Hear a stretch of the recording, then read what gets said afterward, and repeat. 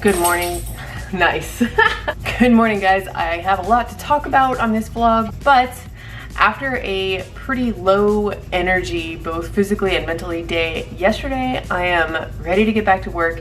And so writing first. It is 8:37 and I have set a goal for myself to write 4,000 words on Dragon Bloom this morning before I do anything else, prioritizing it. So here we go, let's do this.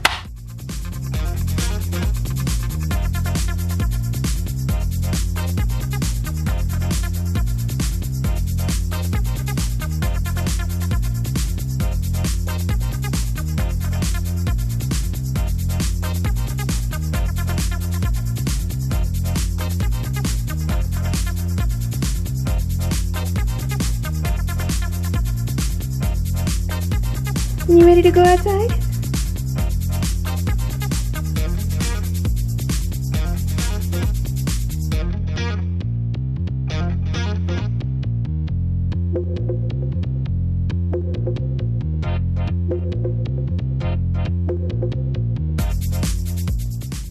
Okay, so that was the first really good, solid, productive morning or just session I've had on Dragon Balloon since that first day of Camp NaNoWriMo, April 1st, when I was so excited. I did work on it like in tiny little chunks here and there over the next few days, over the weekend, but I felt like immediately it was like holding, like trying to juggle water or whatever that analogy is, you know, everything slipping through my fingers. And I kept having to remind myself, one, you have to make this a priority, and two, this is a self-imposed deadline. I don't need to feel all this pressure about it, right? So what happened yesterday? This happens every so often. I'm really starting to confront the fact that I'm going to have to start making, are you okay? Okay. I'm going to have to start making a work schedule for myself that doesn't include working 7 days a week. This is something that it's my natural inclination to do it, and honestly, just as someone who freelances full-time, I don't want to be the kind of person who lives for the weekend because I don't enjoy my job during the week. Like, I do enjoy my job, and that's actually the problem. I love writing, I love teaching, I love making these videos, and so I fill every single day with them. And the pandemic last year gave me the perfect excuse. It was good for me to work every day because work was a distraction from everything else. It helped me manage my anxiety. So that's awesome. But now, as things are slowly, hopefully, getting back to normal, while I am still behaving the same, I am not going out, I'm not taking any unnecessary risks, I'm hoping that as this year progresses, I will be able to do things like go spend time with friends, go visit my family, do school visits again maybe in the fall. I miss school visits so much, they're so much fun. And if I'm going to do that, then I cannot schedule writing every single day of the week. So what happens when I do that is, my God, drama queen. It's not that I went all of 2020 without taking a day off. I just work as many days in a row as I can, and then I will wake up one morning and just be at this like really low energy state, excuse me, mentally and physically, and it'll be like, okay, so I have to take the day off today. And I do, and it's fine, it works. If I schedule a day off, then inevitably I will wake up that morning of my day off and really want to work. So I don't schedule days off. I just let them kind of happen naturally. And yesterday one happened that I woke up and I could tell almost right away, like I'm not in a place to get good work done today. Okay. And I've already talked about this, but my April schedule was so light. Deliberately, I tried to make this work schedule light so that I could focus on writing my book. And I do still have some work, and it's nothing I can't handle, but I was really letting it get to me. And two really cool things have popped up in the last few days. And again, I want to emphasize that I'm not complaining about this. This is all exciting stuff. The first is that the video game project that I talked about a lot last year, I worked on it a ton in 2020. They are finally, like, they've been rolling out the beta version, and I had a phone call with the developer yesterday, and they added me to the Apple developer whatever site. Good God. Which is really cool, and sometime in the next few days, I'm going to get access to the game, and I'm going to get to play it, and like, we talked about my next steps with them, which are going to be helping them figure out ways to improve the narrative. All of that's going to be cool. There is no deadline. There is no like pressure or rush on this, but it is another work thing that I have to do. The other thing is that this summer, I am going to be teaching 2 virtual writing courses, and I did these both the same courses last summer, and it was great. They're with an organization called Writing Workshops Dallas, and also SMU, which is Southern Methodist University.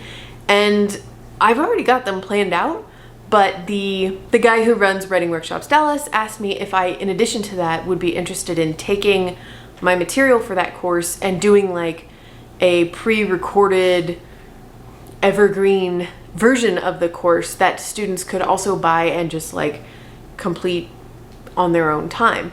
And that's something I would love to do too. I have a course like that, a free course, Create Dynamic Characters. It's linked in my description below, and it was super fun to make, and I was like, yeah, I definitely want to do that. That sounds great. And again, he made it clear, this is on my own time. There is no pressure to get it launched. We can launch the course literally whenever. But immediately my brain was like, I have to do it this month. Like it automatically went on my to-do list to complete before May 1st for no reason. And it's like this weird curse of when you really love what you do, you want to do it all the time. And what it leads to is that despite the fact that I would be able to call this out if I saw somebody else doing it, but it's just hard to take our own advice, I guess. What happens is that when I make my schedule for the week, for the month, whatever, it's almost like a game of, that's pretty, of like me trying to figure out how much I can cram into every day to get everything done as quickly and efficiently as possible. And it doesn't have to be like that, and it shouldn't be like that. Part of the wonderfulness of being my own boss is that I can set my schedule and make my own deadlines. And why am I making them so hard on myself for absolutely no reason? So first of all, I went on to Camp Nano. I changed my word count goal from 70,000 to 50,000. I gave myself an extra 2 weeks to write this book. So now my goal for Dragon Balloon for Camp Nano for April is to get to 50,000 words, which I think will be somewhere close to Act 3. And then I will have the first 2 weeks of May to finish the draft. And doing it 2 weeks later than I'd planned is not going to throw off my long-term goal of trying to go on submission later this year at all. It's fine. I can do that. I set myself a goal for the course. I don't remember what it is right now off the top of my head, but I want to say it's like June 30th. Like pretty far off in the distance because I do have a lot to do before then.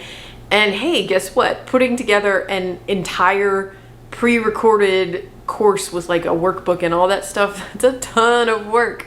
So I'm not going to try to cram it all into a couple of weeks because I don't have to. So anyway, that's just kind of how yesterday went for me.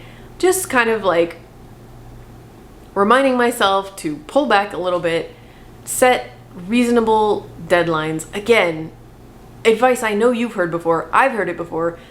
I can't seem to take it. I'm going on, I don't even know how many years in a row now of being a full-time freelancer, and I'm still learning. Why are you hiding behind me? Anyway, I saw this struggle with Dragon Balloon coming last week when I filmed that first vlog where I wrote the first chapter. And I talked about how I give myself permission with the first chapter to be slow and self-edit and go back and pick over my lines because I'm trying to find the voice. And I stand by that. I'm glad I did it. I love the first chapter I wrote. And I knew it was going to be a struggle for me to write chapter 2 because I was going to have to knock that off and let all of the following chapters be super sloppy because it's a first draft. And I struggled. I wanted to keep writing chapters that I loved as much as chapter 1, and I know that's just not gonna happen. So every time I would open the document, I would pick at it a little bit and be like, I don't feel like writing this right now. So This morning when I turned that camera on, I was like, this is gonna be 4,000 messy AF words, come hell or high water, and I did it. And oh my God, you guys, okay, there is some stuff that I ended up writing this morning that I genuinely love, and I'm happy with how it turned out. And story-wise, I'm sticking to my beat sheet, I'm sticking to my zero draft, whatever, it's going great. But like, prose-wise, oh my gosh, the last thing I wrote this morning was, it's a scene between Logan and her drama teacher, her theater teacher. And it's a pretty important conversation. If you know the Save the Cat beat sheet, this is the theme stated moment. Her teacher is kind of gonna state the theme, the thing that Logan needs to learn. And y'all, it's like the worst dialogue I've ever written because I just had to get the words out. And I know I'm going to rewrite this scene later. I know I'm going to find better dialogue. I know I'm going to have a lot more nuance to this scene, and that's for revisions. Right now, it just has to exist because I could have spent all day on that scene trying to get it right and driving myself nuts. I gotta keep going. Especially because, you know, with something like that, as much as I've planned this novel out, I might get to the end of it and realize the theme isn't exactly what I thought. In which case, I'd have to rewrite this scene, this conversation with the theater teacher anyway. So, whatever. I am, by the way, one of the videos that has been on my to make list for a while now, and I think I'm gonna do it, not this coming Monday, but the one after, is about word counts and the kind of toxic productivity message that I think some people feel like talking about your word counts kind of pushes, you know what I mean? Like, and the whole argument that quality is more important than quantity. And I have a lot of thoughts on that, and I would love to know your thoughts on that. If high word counts, when other people say, oh, I wrote X thousand words today, does that get in your head? Does that make you feel inferior? What do you think about that? Please let me know in the comments below, because I'm gonna compile some comments and that's gonna be a video. I have a lot of thoughts there. The short version of it right now is that, yeah, out of the 4,000 words I wrote this morning, I would say probably a less than 1,000 of them are quality, meaning less than 1,000 of those words are words I would want to even share with you guys as a first draft. The other 4,000 are like, it's a first draft. It's not a zero draft. It's just bad. God, that dialogue, guys, it's so bad. It's embarrassing. I wouldn't show any of my beta readers this at all. But I had to get it out because I just have to keep going. Otherwise, I am never going to write this draft. So that's what's going on. And I'm really happy that I feel like this was like a barrier that I really needed to plow through. And now, hopefully, the next writing session I have scheduled for this book, which is Saturday, it's gonna be a lot easier for me to just pick it up and keep writing and know that my balance of quality words to not so quality words, it's gonna be real skewered, but that's okay because I'm gonna go back and revise it later. So anyway, that's it for me for this vlog. And I hope your writing and your Cape Nano, if you're doing it, it's going well. Please update me in the comments below and let me know how it's going. And yeah, I will see you guys on Monday with another video. Have a great weekend. Bye.